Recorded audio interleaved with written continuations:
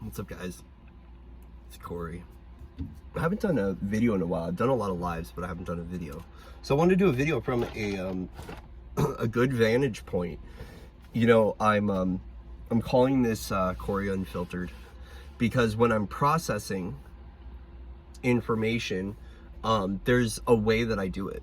And as a result, I'm activating higher learning within. I'm asking questions to my universe, and I'm allowing the reflection to show me what it needs to show me. And so I figured I would do an unfiltered approach, which is literally, this is just Corey raw, and he's going to do a little discussion of something that came up yesterday, and it's regarding the sacred masculine. So, you know, we're doing everything in sacred ceremony right now, by the way. Okay, so all the intention of everything within this is in sacred ceremony, but it's just kind of an unfiltered, uncut version, raw, of Corey and his thought process and what he's processing and unpacking. Okay, so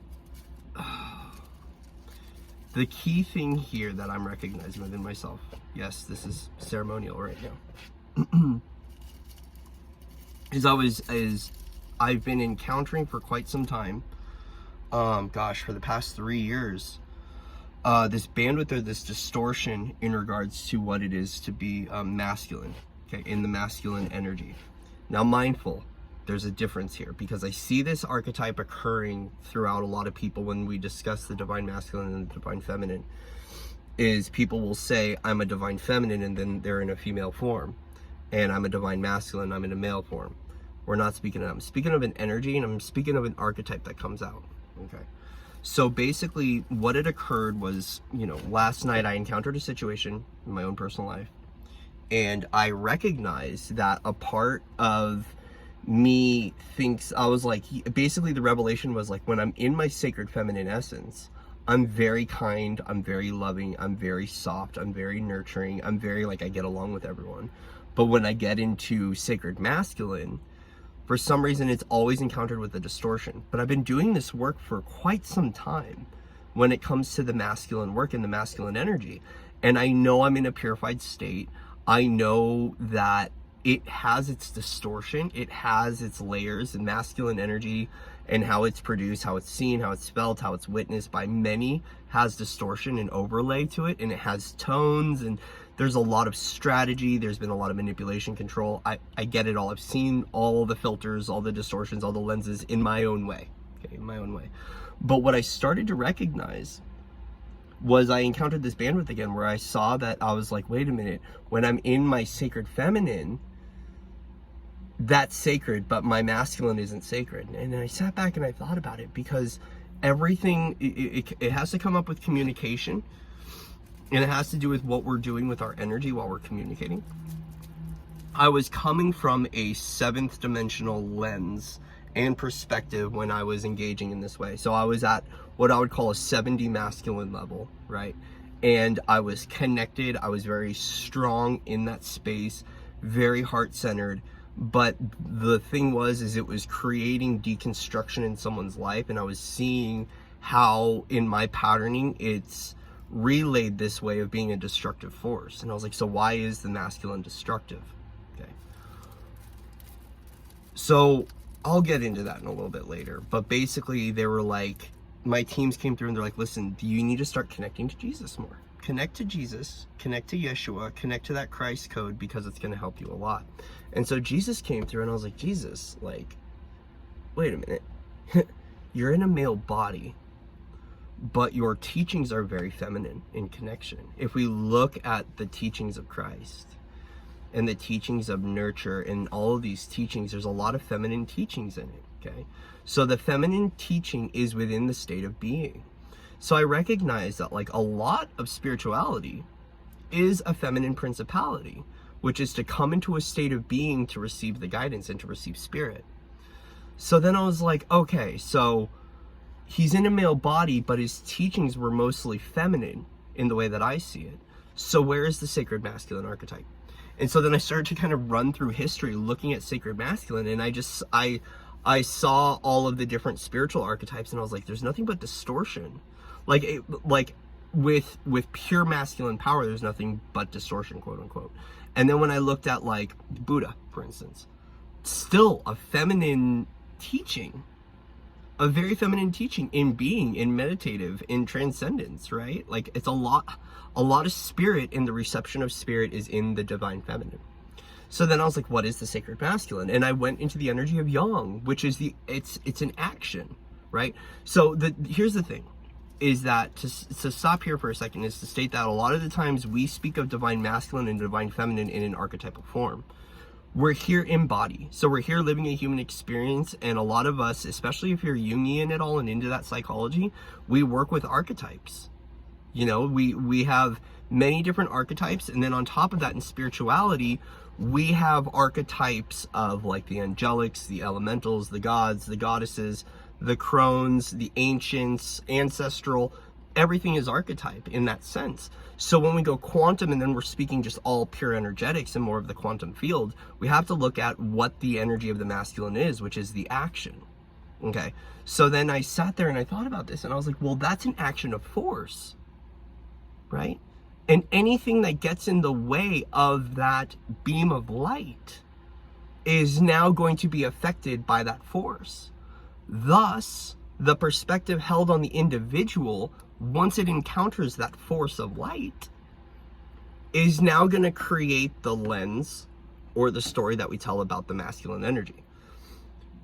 Solar flares.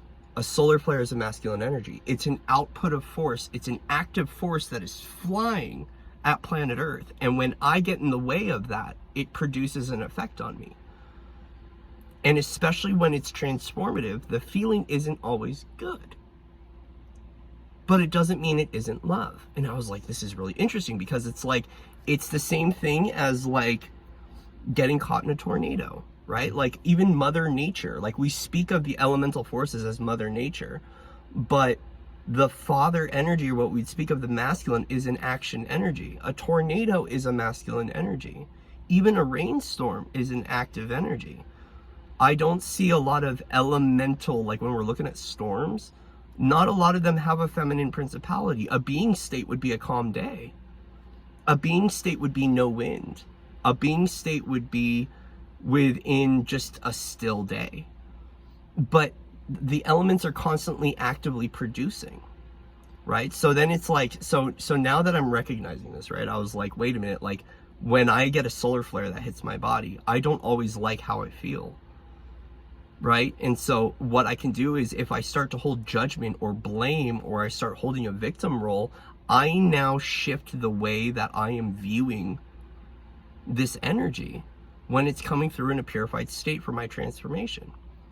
And so a part of this was like, I'm working within my sacred stuff, right? Like really been harnessing the sacred feminine from within, and more of that approach of like, we want to give it an archetype, like a priestess in the sacred walk, right? But then when I look at being a sacred masculine, I see it as being a sacred male that's holding in a divine feminine polarity, right? And so then it comes into when it comes to being empowered and standing in my power and creating active force with my energetics, that's when I'm in my pure masculinity. And even in these times and in these functions, right, it might come across that I'm not as loving, but it's because I'm actually not in my mother, which is my nurture. So there is like this father nurture, but it's still holding a feminine role. So it's like pure masculine energy is just pure power. It's here to move. It's here to move energy. It's here to shift. It's here to get shit done. And so then the thing is that because it's not cuddly and soft and it engages a little different, doesn't mean it isn't love. And then I was like, wow, this is really interesting. I was like, so if this masculine energy is meant to make me move, let me reflect on every masculine archetype in my life. And I sat down and I reflected on every masculine archetype, and I recognized every masculine that I met that had a pure masculine force. It created movement, even if I didn't like it. It created movement, because that's what the masculine energy was there to do, was to get Corey to move. It created movement. It shook me up. It moved me out, right? It did create some storylines, right? Because as a result, it had a quantum effect on me, right? Whether it was coming from a pure place or an impure place, it had an effect on me that created movement. And then I landed at this moment of really sacred knowing from within me, and I recognized that every masculine archetype and masculine energy I met was sacred. even if I saw it as distortion at the time. And even if it created a distortion within me, it was still for my sacred honor, because it was working with my soul essence in coordination with my higher selves and my universe to give me expansion, to give me the opportunity to see polarity, to stand up for myself. It created movement, it created lessons. So the charge behind it at a source level has always been sacred. But yes, there's the when it comes to the human, and it comes to how we output this energy and what we do with this energy, there has been distortion within it, right? So it's like, I really shut off that it's like not so much the archetype of the divine male, right? Which a lot of us that are divine men are divine men that hold an essence of honoring the divine feminine. And then, you know, the ones that I'm meeting of the divine masculine, I see an amazing amount of strength. And yet this whole time when I was crying for the divine masculine to wake up, what I was asking for was meeting more divine men that held the feminine charge. But the closer that I get to my brothers and my family that are men that hold both charges of masculine and feminine, whether it's balanced or they're masculine or they're whatever, is that when I meet the brothers in the divine masculine ranges, I have to meet them from a place of strength and empowerment, or else their strength and empowerment will point out my vulnerabilities of weakness. And as a result, it was skewing my lenses of the way I was seeing the masculine. So the more that I'm holding this strength, you know, like I was starting to feel like, wow, am I cold? Like, am I cutting? What's going on? Because I connect a lot with Kali. And so I've been connecting with that Kali medicine. And my teams were like, you know, be mindful, right? There's still a lot of people see Kali as distorted, but also too, this energy doesn't come across as nurturing and loving as Corey normally is. And it's not even stoic. It's just from a place of like pure divine sovereignty and pure divine knowing and sharing from that space. And it is loving. The intention is loving. It's not cruel. But there is a little bit of an edge to it. And the edge I see is of a resentment, right? And so I see that, and I see that resentment, and I go, okay, I see this. I now need to choose to shift this anger and forgive that storyline. But also recognize that the masculine energy at times can feel very unforgiving, because it's when it's there to shape, okay? So when it is there as a tool, not a weapon, but a tool to shape, just a lot like a builder, right? If I am to get out that hammer or whatever and start sledging off those nooks out of the situation, right? That active force is there to create shape. Not from a place of control or manipulation, but from a place of witnessing that there's polarity or there's distortion, and a part of the medicine that it's bringing forward is an output of force to obliterate that and to smoothen those edges, which means that there's going to be an emotional response or there's going to be a mental response, and that's a trigger, right? And it's not coming from an unloved place, and it's also not doing it knowing it. So it's not coming from a place of cockiness, but it's coming from a place of divine knowing of what your truth is and where you stand, and honoring that. That's an immovable force. But even us stating that it's an immovable force, if masculinity is supposed to be an action or a doing space, does the masculine need to be immovable? Or does it need to be movable because it is acting? Not acting as in acting like it's pretending to be something, but it is an action state. So can an immovable object be in an action state? I think that it can have a purified intention and charge behind it, and when the output of the force is directed in such a way with an intention that it will stay immoldable in what it is, it's firm in what it is, but that's like the bowling ball that's racing down the lane to hit the pins at the end, right? And so like, yeah, we're speaking of a game here, but like in this essence, that's what the masculine is. The masculine is the bowling ball going down the lane, and it's driving that thing home. There's an intention, and it's going to take what it takes down what it does in its way. Now there's intentions of divide and conquer and strategies of wars and things like that we still have to face. And this is where it gets tricky, right? Because we're now looking at what the masculine archetype, what the hero and what the warrior has played out for eons of time. But when we're looking at just the force of doing, of pure light doing, which is the same as the sun quenching us with solar flares, that's a purified masculine concept. But look what happens when the solar flare hits the earth. It has an effect. And so as a result, because the masculine energy coming through creates an effect, how everyone witnesses or perceives the effect is now how we start to label the masculine. Masculine energy, not the archetype. Archetypes have done a lot of different things. We're not getting into that. We're getting into the pure masculine energy itself, which is essentially the sun. It's the power, it's the drive, right? And that's how we steer things home. And sometimes, though, I know that it can be felt at such a level where it's not as kind, soft, loving, or generous. Well, it's still generous, but I'll say not as kind and as soft and as loving, because it's not felt like the nurture of the mother. And this is where we have to go, am I seeing the masculine energies from the eyes of wound or from the eyes of purity? We have to look at our distortions, our filters, our lenses, which is our perspective, right? Are we seeing this glass half full or glass half empty? Right? Am I appreciating and honoring this, or am I taking it personally? Because the thing is when it comes to being a victim, if you've anywhere throughout society played a victim, you know what I mean. Someone does something and you feel a certain way, right?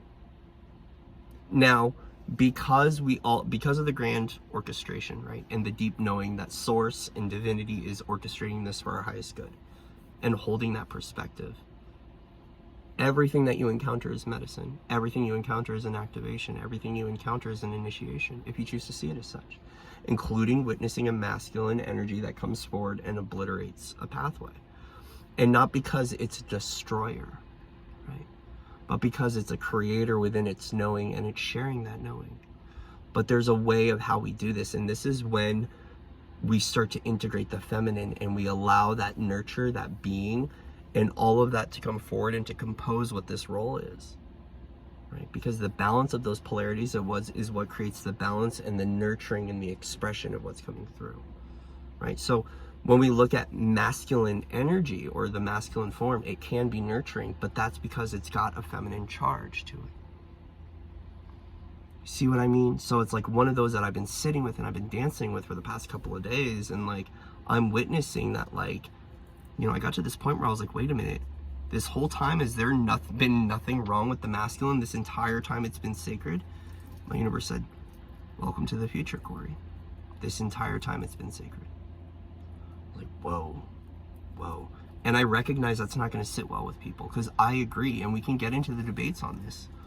When we look at the masculine archetype, yeah, there's been a lot of distortion and a lot of messed up stuff. That's why we're bringing in the feminine. Because we're bringing in that love, we're bringing in that nurture, we're bringing in that quality. The masculine energy is love too. But if anyone's ever projected 100% pure love at you, it doesn't always feel nice, because it's touching on unloving versions of you. It doesn't mean it's love. It just means it's poking at a wound, and you're feeling the wound, right? So as a result, our own pain body, tied into our emotional body and our mentality, can have us distort and refuse an energy that's there for our highest good, because we're still playing in a narrative of not seeing it purely for what it is, but just as consciousness. That action and that energy doing of pure light, it goes a long way. And when that shoots through the quantum field, right, it actually goes very, very long distance, the speed of light. So it's quite fascinating.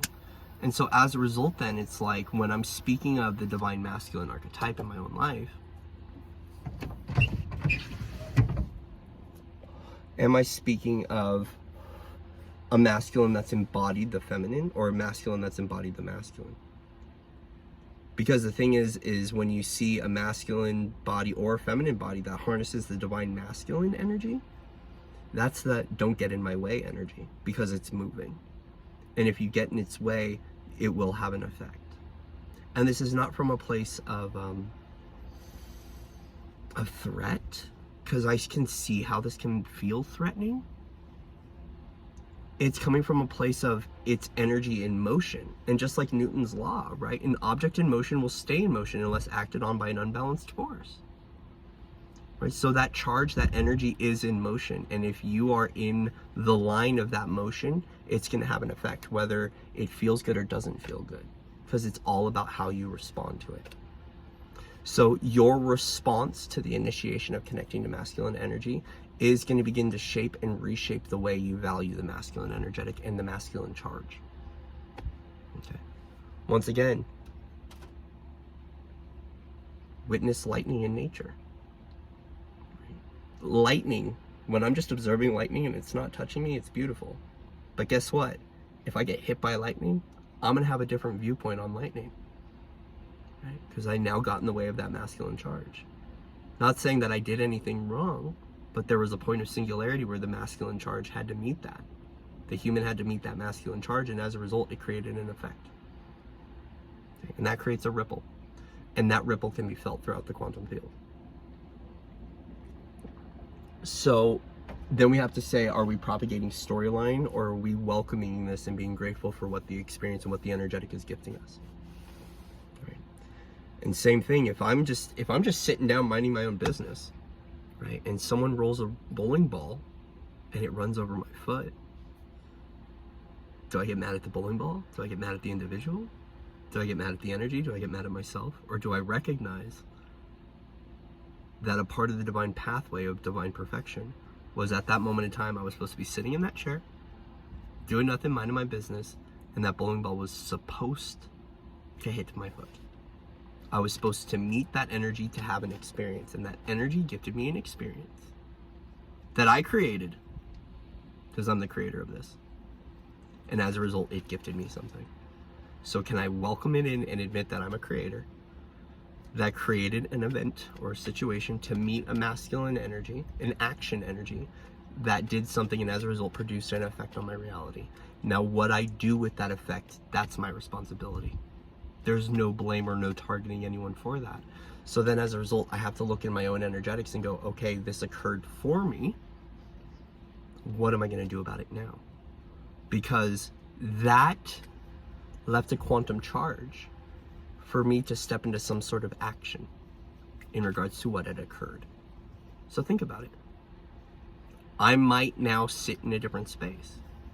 That masculine energy hit me, it produced an effect, and my body moved in a certain way. My body did. My body got hit with that masculine charge, and it sent me in a masculine charge. Just like those, what are those things where you got the balls and they go ding, ding, ding, ding, right? That masculine energy comes in, boom. We've got the three in the center that are in a state of being, right? And then we got the masculines bouncing off of one another. That pulse of the masculine charge coming in created an effect that created an action. So the action creates action. And action will actually relieve inaction and push something into action.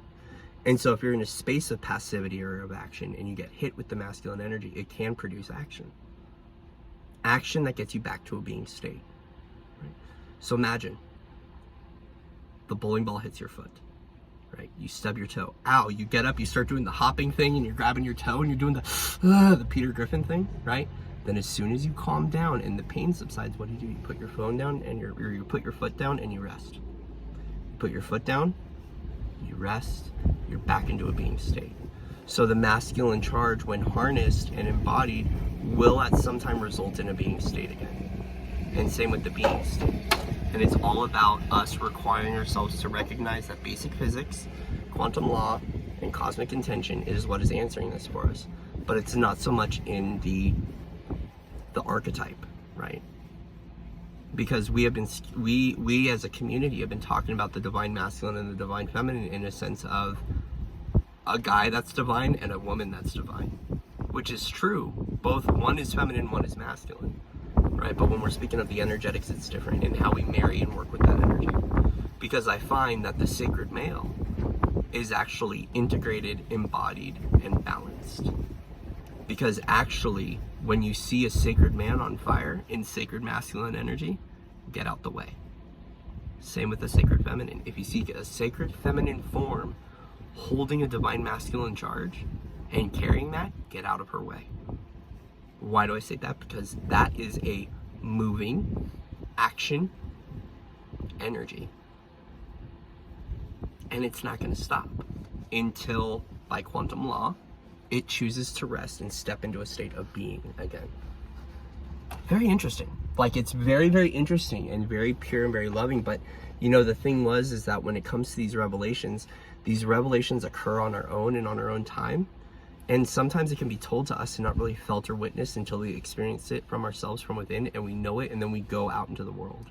So today I went out into the world and I was seeing these men. I was like, so is that sacred masculine? Is that sacred feminine? Asking these questions, and everything that I saw of the nice men all held a divine feminine charge. And so then if I sit back now and I look back at history and what the divine masculine means, where is the divine masculine archetype held? Where we can see it and we can actually witness it and know it and connect with it. Right? And this is where we see a lot of, like, I think of the old tribes, right? Like the hunters gatherers and things like that. And we know that that held its own primal distortion, right? I mean, we could go into this for years. Is it a distortion or am I holding a judgment? Right? Either way is that, like, I see the old tribal fathers and I see what that sacred masculine energy did. And that, to me, we might call it the warrior archetype, and it's not the one that's going to war, right? But like, I'm still trying to find like what this archetype is, because even the when it comes to the sacred men that I would look to is what I see through the eyes of a sacred masculine or the divine masculine. It's actually showing me, once again, a man that holds a lot of feminine charge and a lot of feminine energy. So is it really pure divine masculine? Or is it integrated and balanced within both? And that's where we don't need to figure it out, because we're here finding the balance. But once again, when I'm in my sacred masculine energy, it's a very powerful force, and as a result, it can feel disruptive on people's lives, and it can hurt other people, because it's moving. It's light in action, and as a result, it can shift out distortion, right? But I have to look at, what am I using this for, and how do I embody it in a state or a place of creation that uplifts and inspires and holds the divine of this architecture, can admit the truth and revelation that there's still distortion and still more to be known and held about it, but also can remember what it is within the yang frequency, and that yang frequency is fire and it's action.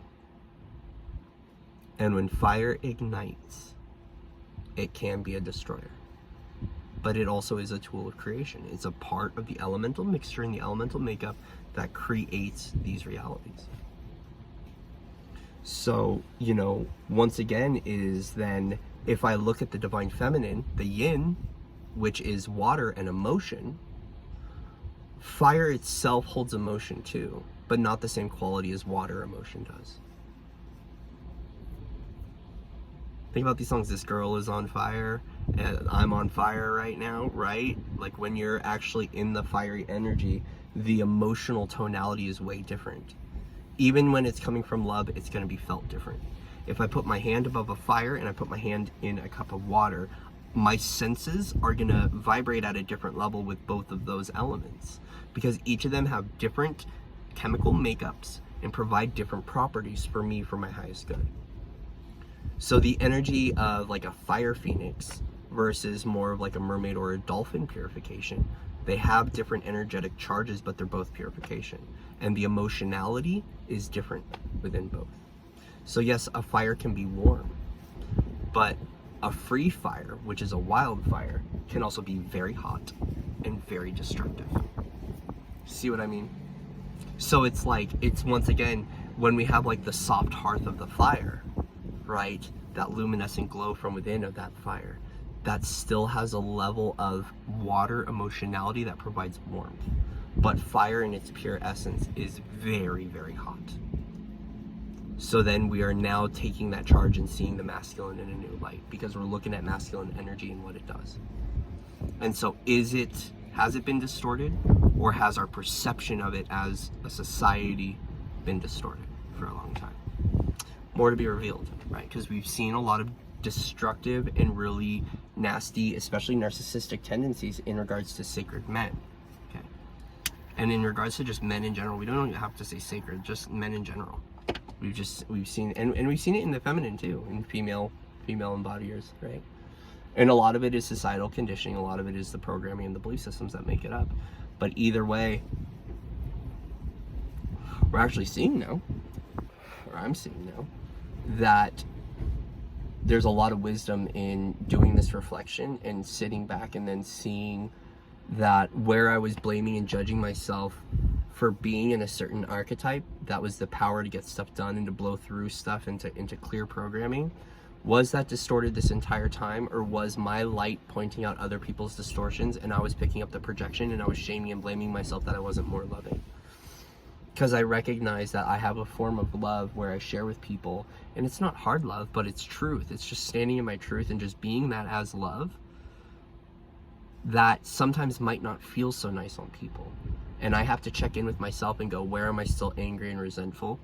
Or where am I still living from hatred? Or am I playing a know-it-all? Or I'm playing the guru? Or I'm playing the narcissist? Like, you know, we have to have, for myself, I have a checklist of things to tune into, to be mindful of as I'm going through my day and I'm going through my practice and I'm in ceremony with this masculine energy, is to know what programming and belief systems still run so I can cut it out. But then also to know that the energy of this, that I might not have been wrong at all. There was moments where I was in the wrong, trust me. Right? But maybe I still held judgment over the self-worth and self-value of what the masculine charge does, even if it's held within polarity. Either way, it's a get shit done energy, right? And so it's then about the intention and the use of that force and what we're using it for. And we all have the ability to do this.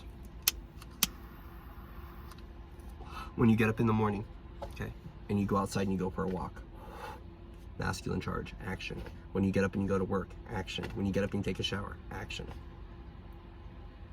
Right? When you're laying down in a bathtub, feminine, receptive, being. Right? So we have to look at acting and being and start to characterize it that way. Right? And then also witness that we need the masculine energy because it's getting things done. The masculine energy is getting things done. And this entire time, as orchestrated by Source, it's always working out for our highest good. Yes, I agree that there are things that have occurred that aren't so nice throughout history and throughout time and space. But I also recognize, too, that all of it was serving my highest good to get me to this now moment of remembrance. Not only for myself, but for all of us. Because we are all one here. We're all one. Okay. So I love you guys. Much love and respect to everyone out there. Thank you for your likes, shares, and subscribes. There's an unfiltered Corey ramble approach to things. And, you know, I hope that this keys into some things for people and maybe creates a dialogue for some people to have this discussion a little bit more, right? Because I know that the sacred brothers and the sacred fathers right now are going through some shifts. A lot of us are working with integrating a lot of belief systems and clearing a lot of polarity of what it is to be a sacred male, especially in regards to getting our work done, in regards to being a guardian of Gaia, being a guardian of our children, being a guardian of our families, and for some of us being a partner is what it is to be sacred within those partnerships and how it produces an effect. But we still have to make sure that we're not keeping storylines active that no longer serve, that we're not rippling through the family line some sort of epigenetic blueprint that we're trying to shift out.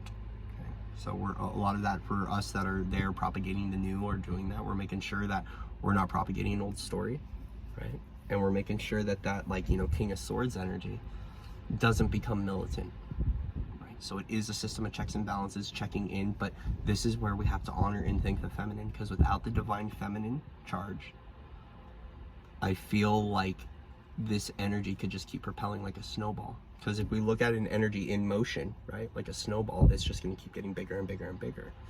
And so even if it's got distortion behind it, which is the intention that has sent that out, we can then expand that distortion, and that distortion can get larger and larger and larger. So a part of us purifying this energetic is recognizing that that's the force behind the drive of these like snowballs that are kind of getting bigger and bigger and bigger, and we want to make sure we're not looping things, but we're actually allowing this force to get through and to push out what it needs to push out, or to be what it is, and to allow it to be what it is. Because it too, that masculine energy in movement is in an experience. So once you take that charge and you send that energy out and that action energy is going, it is now in an experience, which means that it is basically in a quantum experience that is now going to be navigating through the subatomic layers and through the energetics and all the particles in front of it and it is going to create an effect on everything it touches. Every electron, every neuron, every fiber, every consciousness, it's creating an effect. So the masculine energy in motion is having an experience that's creating an effect on the reality, and as a result, the reality will respond to it. So it's like we have to get out of our own way. We just got to get out of our own way. All right, I love you guys. Much love and respect to all of you out there, and I will see you soon. Namaste.